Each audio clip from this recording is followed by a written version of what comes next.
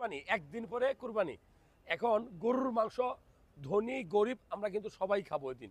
কেননা এই কুরবানি মানে হলো নিজের পশুত্ব কুরবানি দেওয়া। তো কুরবানি দিয়ে আমরা কিন্তু বেশিরভাগ মাংস ওই গরিব মানুষকে দিয়ে দেই। এটাই কিন্তু সত্যি কথা। যারা রিয়েলি কুরবানি দেয় তারা মাংস ফ্রিজে রাখি না। কোথায় দেই? গরিব মানুষকে দিয়ে দেই।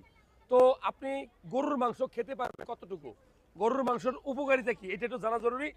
আমি বলবো যারা রক্তশূন্যত রোগে ভোগেন তাদের জন্য গরুর মাংস একটা টনিক। যাদের টেস্টোস্টেরন লেভেলটা কমছে ছেলেদের বা মেয়েদের, হ্যাঁ, টেস্টোস্টেরন লেভেল বাড়ানোর জন্য গরুর মাংস একটা টনিক, ভালো কাজ করে। আপনার শরীরে পুষ্টির যে পরিমাণ, যদি আমি বলি যে আপনি প্রোটিন, আপনি যত বেশি গরুর মাংস খাবেন প্রোটিন পাবেন, আপনি যত বেশি গরুর মাংস খাবেন আয়রন পাবেন, আপনি যত বেশি গরুর মাংস খাবেন আপনি ক্যালসিয়াম পাবেন। তাই বলে কি আপনি 1 কেজি খাবেন? না। একজন মানুষের কতটুকু গরুর মাংস খাওয়া উচিত? আমি বলবো 90 গ্রাম থেকে 120 গ্রাম।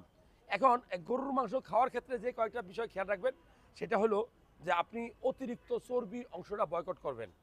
গরুর মাংস সিদ্ধ করার নিয়ম কি? প্রথমে কাটার সময় চর্বিগুলো ফেলে দিবেন, ছোট ছোট পিস করে হালকা লবণ দিয়ে পানিতে সিদ্ধ করার পরে ওই পানিটা ফেলে দিয়ে যদি আপনি ওই মাংসটা আবার ভালো করে রান্না করেন তাহলে চর্বির পরিমাণটা, ক্ষতিকর কোলেস্টেরলটা কমে যাবে।